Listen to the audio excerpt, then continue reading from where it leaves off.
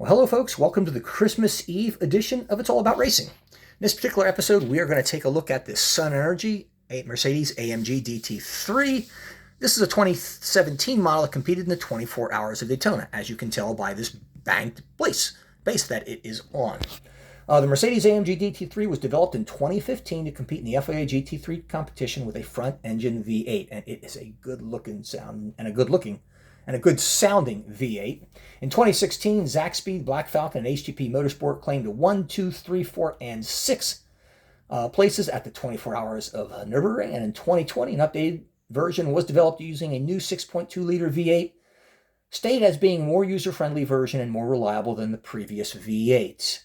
And for 2024, it's my understanding that they have a new updated version to be revealed as well. Probably just an Evo kit, as I doubt they're going to change this, because this is a really good selling model for AMG or for Mercedes and AMG for those that have 150 grand, to spend on a car. I actually know quite a few people that have these, and I've seen a couple of them on the track down at VIR. It's a good-looking car. The race car, I think, is really phenomenal looking. I like front-engine cars that have a long front end, that slope, and have a little tiny cabin and a tiny rear. Kind of, it's kind of just like the Panaz Esperante and the Aston Martin Vantage, all cars that I like. Now, most of you recognize this as the Sun Energy car that competed in the IMSA WeatherTech series. You can tell that because why? It's got the green number panel, the green mirrors, the green on the end caps of the windshield banner, and you've got the green on the rear end of the rear wing. And that is all mandated by IMSA to identify this as being a GTD entry. Now, Sun Energy was founded by Australian race car driver and CEO of Sun Energy1. He is one of the drivers of this car. His name is Kenny Habul. He's competed in sports car racing, Formula 3, Formula 4, CASCAR, whatever the hell that is, and NASCAR. And he's the winner of the Bathurst 12-hour. Now here's a unique kind of angled view at the front of the car going along the passenger side. Now in the 2017 24 Hours of Daytona, the driver lineup was Kenny Habul, as we had mentioned, who was an Australian, bronze-rated driver and team owner.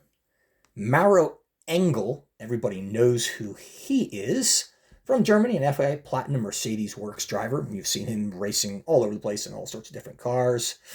He's won the FIA GT World Cup, the winner of the Nürburgring 24-hour, the Macau GT Cup, and the Suzuka 10 Hours.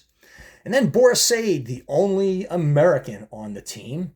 Now, I believe he's about 61 now. He's a gold-rated and former BMW Works driver, and he's won damn near everything there is to win in the United States. He's competed in NASCAR, not too successful in NASCAR. They always brought him in as a road driving ace. He was just never that successful in NASCAR, but he did win the 24 Hours of Daytona twice, in 1997 and 1988, the 12 Hours of Sebring in 1998, the Rolex GT Class Champion in 2004, and he won overseas and won the 24 Hours of the Nürburgring in 2005.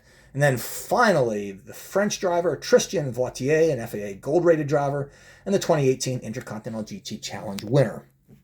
Guys, this car is a beautiful blend of colors of yellow, orange, blue, purple, green. I just think really sharp. And no matter what angle you choose to look at it, it is really sharp. I love the orange wheels on it. It really goes. And you know what?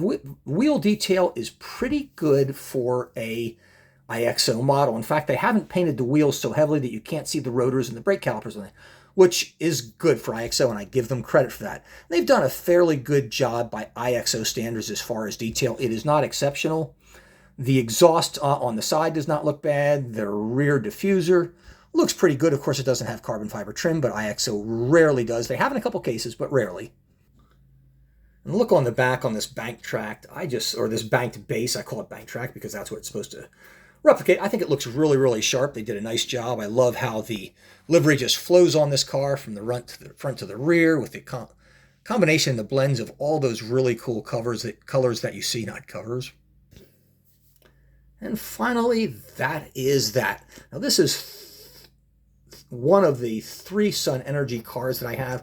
I have another one in 143 scale from Spark. I have not reviewed it yet. I haven't even opened it. It's a 2022 model, and I've got the older one that is black with the flames on it. It has the green linked-in rear wing on it. You can see that one on YouTube as I have reviewed it. Thanks for watching. See you next time.